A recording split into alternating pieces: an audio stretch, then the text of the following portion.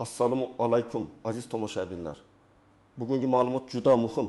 Chunki bu masala faqat bir guruh odamga emas, karta ishlatadigan, bank ilovasidan foydalanadigan, kredit olgan jarimasi, soliq qarzi, kommunal to'lov yoki majburiy ijro bo'yicha qarzdorligi bor har bir insonning cho'ntagiga bevosita ta'sir qilishi mumkin. O'ttim avgustgacha ayrim to'lovlar, qarzdorliklar va shaxsiy ma'lumotlar bo'yicha tekshiruvni qilib qo'ymasangiz, keyin kartangizdan pul yechib olinishi, hisobingiz bloklanishi yoki kutilmagan qarzdorlik chiqib qolishi mumkin. Men bugun sizga vahima qilish uchun emas, aynan oldindan tayyorlanib olish uchun tushuntiraman. Videoni oxirigacha ko'ring. Chunki eng muhim nozik joylar keyingi qismda bo'ladi. Hozirning o'zida kanalga obuna bo'ling, like bosib qo'ying. Chunki bunday ogohlantirishlar ko'pchilikka vaqtida yetib bormasa, odamlar keyin men bilmagandim deb qoladi. Avval qanday edi? Oldin ko'pchilik odamlar qarzdorlik masalasiga uncha e'tibor bermasdi. Masalan, yo'l harakati jarimasi bor, lekin odam uni unutib yuborgan. Yoki kommunal to'lovdan 70 ming so'm qarz qolgan. Lekin keyin to'layman deb yuravergan. Yoki bank kreditining bir oylik to'lovi 2 kun kechikkan, odam hali hech narsa bo'lmaydi deb o'ylagan.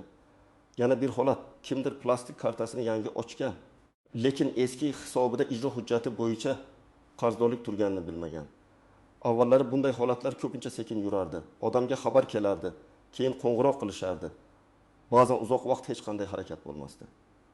Hozir esa tizimlar ancha tezlashgan. Banklar, soliq organlari, majburiy ijro tizimi, elektron hukumat xizmatlari, mobil ilovalar va to'lov tizimlari bir-biri bilan ko'proq bog'lanmoqda. Ya'ni siz bir joyda qarzdor bo'lsangiz, bu ma'lumot boshqa joyda ham ko'rinishi mumkin. Eng muhimi, ayrim qarzdorliklar bo'yicha pul sizning kartangizga tushgan zahoti avtomatik ushlab qolinishi ehtimoli bor. Bu hamma odamdan pul yechib olinadi degani emas. Lekin kimda asosli qarzdorlik, ijro hujjati, kechiktirilgan kredit to'lovi, tasdiqlangan jarima yoki avtomatik to'lovga rozilik bo'lsa, o'sha odamlar ayniqsa ehtiyot bo'lishi kerak. O'ttim avgustgacha degan muddat shuning uchun muhimki, ko'p tashkilotlarda oy oxiri hisobot davri to'lovlarni solishtirish, qarzdorliklarni yangilash, shaxsiy kabinetdagi ma'lumotlarni tartibga keltirish ishlari aynan shunday sanalargacha yakunlanadi. Agar siz shu vaqtgacha holatingizni tekshirib, kerakli to'lovni qilib, noto'g'ri qarzdorlik bo'lsa e'tiroz bermasangiz, keyin masalani hal qilish qiyinlashadi. Pul yechilib ketgandan keyin uni qaytarish uchun ariza, tasdiq hujjati, bank ma'lumotnomasi, davlat organiga murojaat, ba'zan esa bir necha kun yoki hafta kutish kerak bo'ladi. Men birinchi navbatda shuni aniq aytaman. Har qanday pul yechimi qonuniy asosga ega bo'lishi kerak. Bank yoki tashkilot shunchaki xohlagani uchun kartangizdan pul olib qo'ya olmaydi. Lekin siz ilgari shartnomaga imzo qo'ygan bo'lsangiz, masalan, kredit olganingizda to'lov kechiksa, bank hisob varaqlaridan undirishga haqli degan band bo'lsa, bank buni amalga oshirishi mumkin.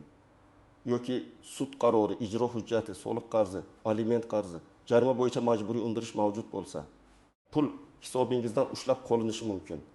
Kimlar xavotir olish kerak? Birinchidan, kredit to'lovi bor odamlar. Masalan, siz oyga 1 million 200 ming so'm kredit to'laysiz. To'lov sanasi 25 kun, lekin siz o'tdimi avgustgacha to'lamadingiz. Kartangizga 2 million so'm maosh tushdi. Bank tizimi qarzdorlikni ko'rsa, avval kechikkan to'lov, foiz, penya yoki shartnomada ko'rsatilgan miqdorni ushlab qolishi mumkin. Siz men bu pulni bolamning maktab xarajatiga ishlatmoqchi edim deb o'ylagan bo'lishingiz mumkin.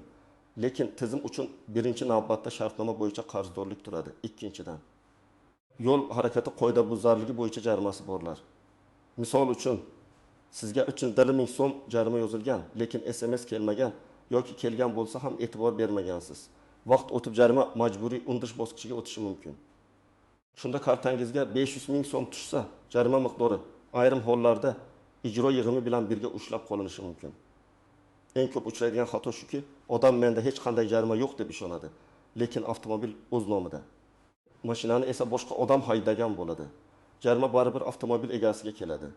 Shuning uchun mashinangizni aka-uka, do'st, haydovchi yoki ijarachiga bergan bo'lsangiz, jarimalarni alohida tekshirib qo'ying. Uchinchidan, soliq va mol-mulk bilan bog'liq qarzdorliklar. Uy, yer, avtomobil, yakka tartibdagi tadbirkorlik, ijara daromadi yoki boshqa soliq majburiyatlari bo'lsa, ularni ham tekshirish kerak. Masalan, odamning nomida eski uy bor, o'zi boshqa joyda yashaydi. mol mulk solig'i bu 60 ming so'm bo'lib qolgan. Bu juda katta summa emasdek ko'rinadi. Lekin bir necha yil yig'ilsa, ustiga penya qo'shilsa, keyin kutilmaganda katta qarzga aylanadi. Odamlar ko'pincha aynan shunday mayda summalarni e'tiborsiz qoldirib, keyin kartadan pul yechilganda hayron qoladi. 4-dan kommunal xizmatlar bo'yicha qarzdorliklar, elektr, gaz, suv chiqindi, issiq suv, isitish, internet, domofon yoki boshqaruv servis kompaniyasi to'lovlari bo'yicha qarzlar ham muammo keltirishi mumkin. To'g'ri, hamma kommunal qarz darhol kartadan yechiladi degani emas. Lekin ayrim holatlarda qarz sud yoki ijro bosqichiga o'tsa, undirish tartibi boshlanadi. Masalan, xonadonda 60 ming so'm gaz qarzi bor. Uy egasi ijarachilar to'lashi kerak edi deydi. Lekin shartnoma bo'lmasa yoki hisob egasi siz bo'lsangiz, talab sizga kelishi mumkin. Shuning uchun men ishlatmaganman degan gap har doim ham yetarli dalil bo'lavermaydi. 5-dan aliment yoki sud qarori bo'yicha qarzdorligi borlar. Bu masala juda jiddiy. Aliment qarzi bo'lsa, undirish mexanizmlari ancha qat'iy bo'ladi. Masalan, odam 3 oy aliment to'lamagan, har oy 900 ming so'mdan qarz yig'ilgan. Umumiy qarz 2 million 700 ming so'm bo'ladi. Kartaga maosh tushishi bilan belgilangan tartibda ushlab qolish boshlanishi mumkin. Bu yerda men keyin beraman degan og'zaki va'da tizim uchun yetarli emas. To'lovni rasmiy tarzda amalga oshirish, kvitansiyani saqlash va ijro bo'limidagi holatni tekshirish kerak. Agar sizda hech qanday kredit kechikishi bo'lmasa, jarimalaringiz to'langan bo'lsa, soliq va kommunal to'lovlaringiz tartibda bo'lsa, sud qarori yoki ijro hujjati yo'q bo'lsa, kartangizdan shunchaki pul yechib olinishi kerak emas. Lekin men baribir tekshirib qo'yishni maslahat beraman. Chunki xato ma'lumot, eski qarzdorlik, noto'g'ri bog'langan telefon raqami, boshqa odam ishlatgan karta, eski shartnoma yoki o'pilmagan hisob sababli muammo chiqishi mumkin. Masalan, bir odam kreditni to'liq yopgan, lekin bankdan qarz yo'qligi haqida ma'lumotnoma olmagan. Tizimda 12 ming so'm qoldiq foiz qolgan. Odam buni bilmaydi. Oradan vaqt o'tib, o'sha 12 ming so'mga penya qo'shiladi. Natijada 12 ming so'm, yaqin ming yoki 1,5 ming so'mga aylanishi mumkin. Bu katta pul emas, lekin kredit tarixi buziladi. Keyin odam yangi kredit olmoqchi bo'lganda rad javobi oladi. Shuning uchun men har doim aytaman, kredit yopildimi, demak bankdan qarz yo'qligi haqida tasdiq oling. Yana bir misol. Talaba kontrakt to'lovini bo'lib to'laydi. Otasi yoki onasi kartadan to'lab beradi. To'lov amalga oshgan. Lekin to'lov izohi noto'g'ri yozilgan yoki talabaning ID raqami kiritilmagan. Universitet tizimida to'lov boshqa joyga tushib qolishi yoki aniqlashtirish talab qilishi mumkin. Ota-ona esa pul ketdi-ku deb yuradi. Keyin muddat tugaganda talabaga qarzdorlik chiqadi. Bunday vaziyatda chek, kvitansiya, to'lov raqami, sana va summa juda muhim bo'ladi. Endi eng muhim nozik joylarga o'tamiz. Birinchi noziklik.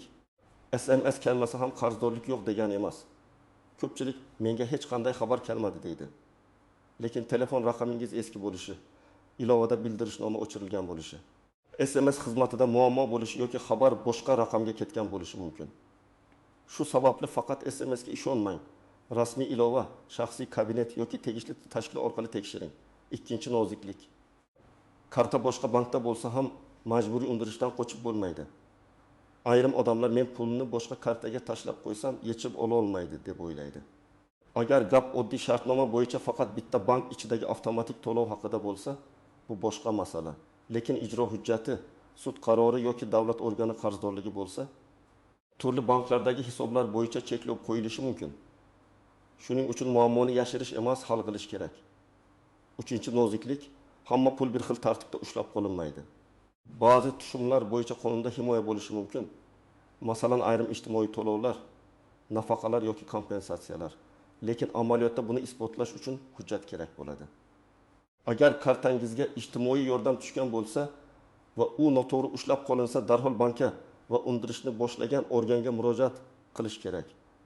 Bu mening nafaqam edi deyish yetarli emas. To'lov manbai ko'rsatilgan ma'lumotnoma, hisobvaraq ko'chirmasi va ariza kerak bo'ladi. 4-noziklik, avto to'lov va obunalar. Hozir ko'pchilik mobil aloqa, internet, onlayn xizmat, ilova obunasi, sug'urta, kredit to'lovi yoki kommunal xizmatga avtomatik to'lov ulab qo'yadi. Keyin unutadi. Masalan, 1 yil oldin bir xizmatga oyga 19 ming so'mlik obuna olingan. Odam foydalanmaydi, lekin karta bog'langan. Har oy pul ketadi. 10 avgustgacha kartangizni tekshirib, keraksiz obunalarni o'chirib qo'ymasangiz. Keyin yana pul yechilishi mumkin. Bu davlat qarzi emas, lekin cho'ntakka baribir zarar. 5-noziklik, qarzdorlikni to'laganingizdan keyin ham tizim darhol yangilanmasligi mumkin. Bugun to'ladingiz, lekin ma'lumot ertaga yoki bir necha kundan keyin yangilanishi mumkin. Shuning uchun muddatning oxirgi kuni emas, oldinroq harakat qiling. 30 avgust kuni kechasi to'lab. Keyin nega tizimda qarz turibdi demaslik uchun kamida bir necha kun oldin tekshirish va to'lash ma'qul. 6-noziklik, noto'g'ri qarzdorlik ham bo'lishi mumkin. Masalan, siz avtomobilni sotgansiz, lekin qayta rasmiylashtirilmagan. Jarima sizga keladi. Yoki ijara shartnomasi bekor qilingan, lekin kommunal hisob hali sizning nomingizda. Yoki kredit kafili bo'lgansiz, asosiy qarzdor to'lamagan, bank sizdan talab qilmoqda. Kafil bo'lish masalasini ko'pchilik yengil qabul qiladi, lekin kafil ham qarzdorlik uchun javobgar bo'lishi mumkin. Shuning uchun men pulni olmaganman degan gap kafil uchun har doim ham yordam bermaydi. Birinchi misol. Nodir ismli odamning kartasiga 3 million so'm maosh tushadi. U bolalariga maktab formasi olishni reja qilgan. Lekin uning 2 oy oldingi kredit to'lovi kechikkan. Asosiy to'lov 900 ming so'm, penya 75 ming so'm, jami 975 ming so'm. Maosh tushishi bilan bank shu summani ushlab qoladi. Nodir jahli chiqadi, bankka boradi. Bank shartnomani ko'rsatadi. Kechikkan qarzdorlikni hisob varaqlaridan undirish mumkinligi yozilgan. Agar Nodir 30 avgustgacha ilovadan qarzni tekshirganida hech bo'lmasa bank bilan gaplashib, restrukturizatsiya yoki qisman to'lov bo'yicha kelishgan bo'lardi. Ikkinchi misol. Dilnoza opa o'z nomidagi mashinani ukasiga haydashga bergan. Uka bir oy ichida 2 ta radar jarimasi olgan. Biri 7 ming so'm, ikkinchisi 307 ming so'm. Dilnoza opa buni bilmagan. Keyin jarimalar o'z vaqtida to'lanmagan, qo'shimcha xarajatlar paydo bo'lgan. Kartadan pul ushlanganda esa oila ichida tortishuv chiqadi. Bu yerda asosiy xato mashinani boshqaga berib, jarimani nazorat qilmaslik. Mashina kimning nomida bo'lsa, rasmiy javobgarlik ko'pincha o'sha odamga keladi. 3-misol. Jasur aka uyini ijaraga bergan. Ijarachi elektr va gazni to'lashga va'da qilgan. 3 oy o'tib 520 ming so'm elektr, 310 ming so'm gaz qarzi yig'ilgan. Ijarachi chiqib ketgan. Hisob egasi uy egasi bo'lgani uchun muammo Jasur akaga qolgan. Agar ijara shartnomasida kommunal to'lovlar aniq yozilganda, har oy kvitansiya so'ralganda bunday vaziyat bo'lmasdi. 4-misol. Bir ayol onlayn do'kondan bo'lib to'lashga telefon olgan. Oyiga 350 ming so'mdan to'lash kerak. Birinchi 3 oy to'lagan, keyin karta almashtirgan. Eski kartadan avto to'lov o'tmay qolgan. U esa to'lov avtomatik ketmoqda deb o'ylagan. Oradan 2 oy o'tib qarzdorlik 700 ming so'm, penya bilan 706 ming so'm bo'lgan. Demak, karta almashtirsangiz, hamma avtomatik to'lovlarni qayta tekshirishingiz shart. Endi nima qilish kerakligini aniq aytaman. Birinchi qadam. Barcha bank ilovalaringizga kiring. Faqat asosiy kartani emas, eski kartalar, virtual kartalar, valyuta kartalari, muddatli omonatga bog'langan hisoblar, kredit kartalari ham tekshirilsin. Qarzdorlik kreditlar, avto to'lov, muntazam to'lovlar, obunalar, bloklangan summa degan bo'limlarni ko'ring. Agar tushunarsiz yechim bo'lsa, sana, summa va oluvchi nomini yozib oling. Ikkinchi qadam, kreditlaringizni tekshiring. Kredit muddati, oylik to'lov kuni, qolgan qarz, kechikkan summa, penya bor yo'qligini aniqlang. Agar to'lashga qiynalayotgan bo'lsangiz, yashirinib yurmasdan bankka boring yoki rasmiy kol markaziga murojaat qiling. Ba'zan bank bilan oldindan gaplashsangiz, to'lov jadvalini o'zgartirish, muddatni uzaytirish yoki qisman yechim topish mumkin. Lekin qarz majburiy undirishga o'tib ketgandan keyin tanlov kamayadi. 3-qadam, jarimalarni tekshiring. Avtomobilingiz bo'lsa, davlat xizmatlari portali, tegishli mobil ilovalar yoki rasmiy xizmatlar orqali jarimalarni ko'ring. Faqat o'zingiz haydagan mashina emas, nomingizda turgan barcha transport vositalarini tekshiring. Agar mashinani sotgan bo'lsangiz, lekin rasmiylashtirish tugamagan bo'lsa, darhol hujjatlarni tartibga keltiring. Og'zaki kelishuv sizni jarimadan himoya qilmasligi mumkin. 4-qadam, soliq qarzlarini tekshiring. Mol-mulk solig'i, yer solig'i, transport bilan bog'liq to'lovlar, tadbirkorlik faoliyati bo'yicha majburiyatlar, ijara daromadi bo'yicha holatni aniqlang. Agar soliq noto'g'ri hisoblangan deb o'ylasangiz, shunchaki e'tiborsiz qoldirmang. Soliq organiga ariza yozing. Kadastr hujjati, oldi sotish shartnomasi, to'lov kvitansiyasi yoki boshqa dalillarni ilova qiling. 5-qadam, kommunal to'lovlarni tekshiring. elektr, gaz, suv, chiqindi, isitish, internet va boshqa xizmatlar bo'yicha hisob raqamlarini solishtiring. Uy sizniki bo'lsa, lekin boshqa odam yashayotgan bo'lsa, baribir nazorat sizda bo'lsin. Har oy to'lov chek talab qiling. Agar hisoblagich ko'rsatkich noto'g'ri kiritilgan bo'lsa, xizmat ko'rsatuvchi tashkilotga murojaat qilib, dalolatnoma tuzdiring. Chunki hisoblagichdagi xato keyinchalik katta qarzga aylanishi mumkin. 6-qadam, majburiy ijro bo'yicha holatni tekshiring. Agar sizda sud qarori, aliment, kafil bo'lgan kredit, jarima yoki boshqa nizoli masala bo'lsa, ijro bo'limidagi holatni aniqlang. Qarzdorlik summasi, ijro yig'imi, cheklovlar, hisob bloklari haqida yozma yoki elektron ma'lumot oling. Agar qarzni to'lagan bo'lsangiz, to'lov chekini ko'rsatib, ijro ishini yopish yoki cheklovni olib tashlash bo'yicha ariza bering. 7-qadam, hujjatlarni yig'ing. Sizga eng ko'p kerak bo'ladigan hujjatlar: pasport yoki ID karta nusxasi, bank kartasi yoki hisob raqami ma'lumotlari, to'lov cheklari, kredit shartnomasi, qarz yopilgani haqida ma'lumotnoma, sud qarori bo'lsa uning nusxasi, ijro hujjati raqami, kommunal xizmat shartnomasi, kadastr hujjati, avtomobil texnik pasporti, oldi-sotdi shartnomasi. Har bir to'lovdan keyin chekni telefon galereyasida emas, alohida papkada saqlang. Chunki telefon almashtirilsa yoki ilova o'chsa, kerakli dalil yo'qolib qolishi mumkin. 8-qadam, ariza yozishni biling. Agar kartangizdan pul noto'g'ri yechilgan deb hisoblasangiz, bankka shunday mazmunda murojaat qiling. Mening hisob varag'imdan falon sanada falon summa yechilgan.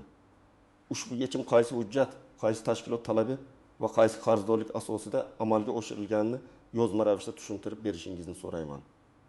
Agar undirish ijro organi orqali bo'lgan bo'lsa, ijro bo'limiga ham murojaat qiling. Qarzdorlik summasi, undirish asosi, ijro hujjati raqami va cheklovni olib tashlash tartibi haqida ma'lumot berishingizni so'rayman. Har doim murojaat raqamini oling. Og'zaki gaplashuvni hujjat deb bo'lmaydi. 9-qadam, oiladagi kattalar va ota-onalarga tushuntiring. Ko'p hollarda muammo keksa ota-onalarimizda chiqadi. Ular mobil ilovani ishlatmaydi, SMS ga e'tibor bermaydi, eski qarzni bilmaydi. Uy ularning nomida, mashina ularning nomida, lekin to'lovlarni farzandlar qiladi. Shuning uchun 30 avgustgacha ota-onangizning soliq, kommunal jarima va bank holatini ham tekshirib qo'ying. Bu juda oddiy ishdek ko'rinadi, lekin keyinchalik katta muammoning oldini oladi. 10-qadam, noma'lum havollarga kirmang. Ogohlantirishlar ko'paygan paytda firibgarlar ham faollashadi. 30 avgustgacha to'lamasangiz, kartangiz bloklanadi.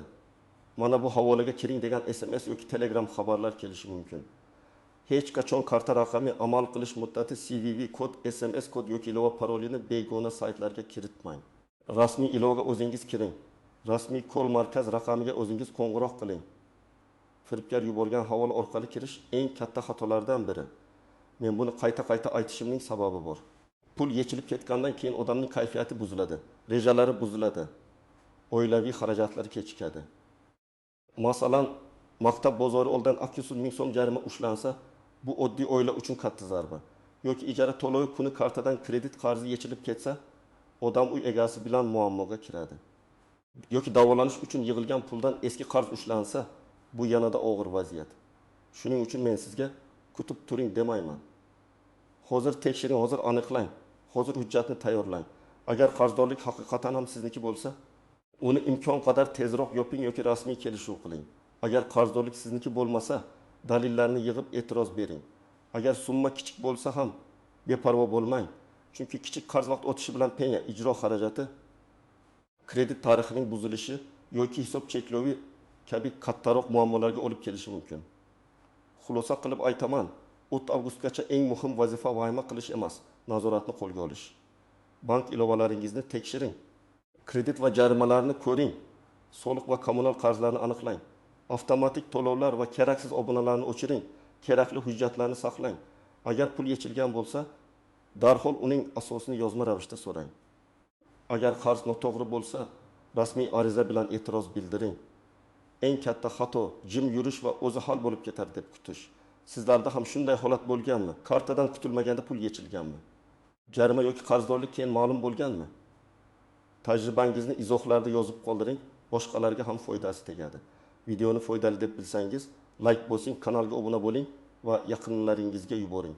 Chunki bu ma'lumotni 3 avgustgacha qancha ko'p odam bilsa, shuncha ko'p odam o'z pulini vaqtini va asabini asrab qoladi.